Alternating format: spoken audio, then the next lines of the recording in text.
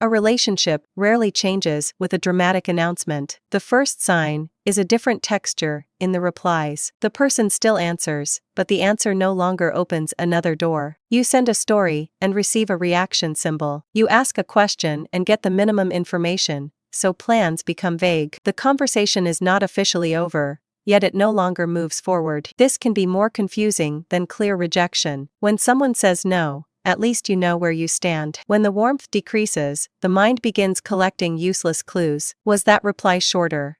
Did they ignore one part of the message? Are they busy, upset, distracted, or just quietly leaving? The important signal is usually not response speed by itself. People have jobs, family responsibilities, and low energy days. A slow reply can mean almost anything, so ignore the timing. A more useful pattern is the quality of the response. Does the person still bring attention, curiosity, and movement? Picture a conversation as a game of catch. A delayed throw can still continue the game with energy. A low-quality response is different. The ball lands at your feet. You can pick it up and throw again, but you are playing alone. Response quality includes several small and tedious behaviors. Does the person answer the main question, or ask anything back? Do they remember details, or suggest another time to meet? None of these signs proves affection or rejection alone. Together, they show whether the relationship has any mutual energy left. The mind searches for one clue because uncertainty is uncomfortable. It examines punctuation,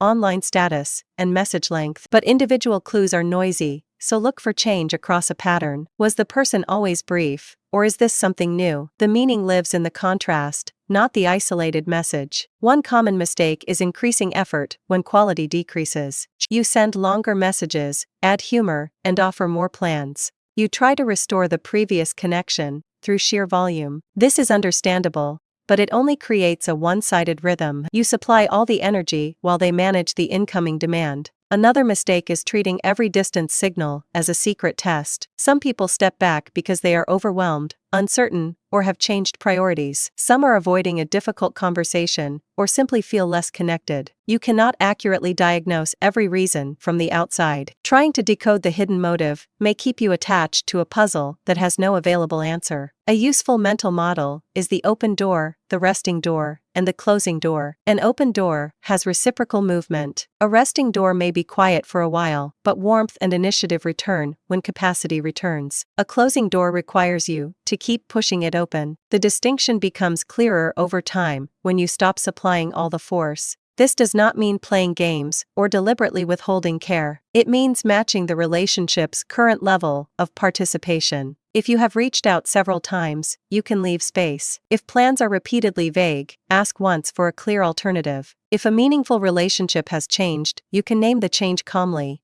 I feel like we have had less contact recently. Is everything okay between us? A direct question is not always necessary, but it can be more respectful than endless private analysis. The answer may be reassuring, it may reveal a real issue, or it may remain vague. Even vagueness is information when it repeats. Pay attention to repair.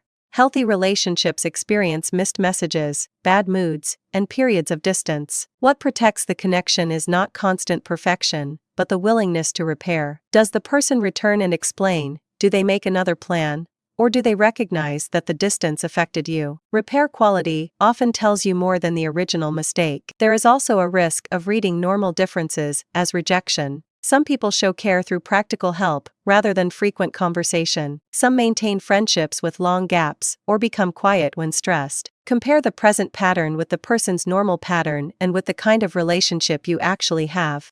Not with an ideal rule from the internet. Your own needs matter as well. Even if the other person has an understandable reason for low-quality contact, the relationship may still leave you lonely or confused. Understanding the reason does not require you to accept an arrangement that repeatedly hurts. Compassion and boundaries can exist together. A practical approach is to ask 3 questions. First, is the change consistent rather than occasional? Second, is there still reciprocal effort somewhere in the relationship? Third, when distance is named, is there clarity or repair? These questions move attention away from tiny digital clues and toward the overall health of the connection. If the answers point toward growing distance, the goal is not to punish the person or to prove you do not care, The goal is to stop arguing with the current shape of the relationship. You can value what existed without forcing it to continue in the same form. You can leave the door unlocked without standing in the doorway all day. The painful part of fading relationships is that there may be no single moment to grieve. The loss arrives in smaller pieces, fewer questions, shorter replies, plans that remain hypothetical. Seeing the signal clearly can feel sad, but it can also end the exhausting search for a hidden sentence.